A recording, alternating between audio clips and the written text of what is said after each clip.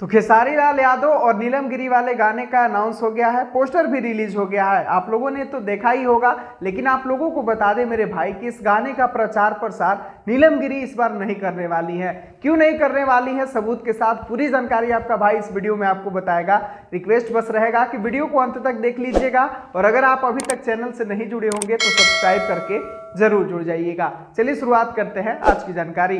तो नमस्कार दोस्तों, मैं आपका दोस्त विशाल, स्वागत है हमारे चैनल भोजपुरिया जहान में। और आज की इस वीडियो में हम बात करने वाले हैं खेसारी लाल यादव और नीलम गिरी के जोड़ी वाले सुपरहिट सॉन्ग के बारे में, जिस गाने का पोस्टर रिलीज हो गया है।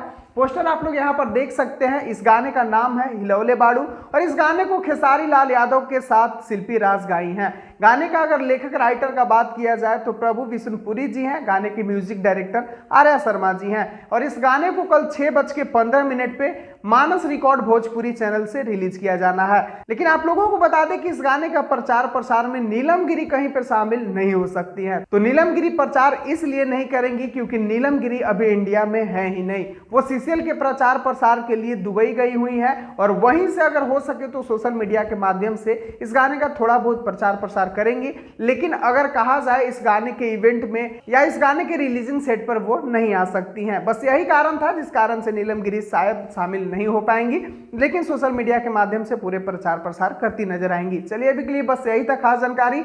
आप लोगों से रिक्वेस्ट रहेगा कि कल 6:15 पर एकदम गर्दा उड़ा देना है भाई।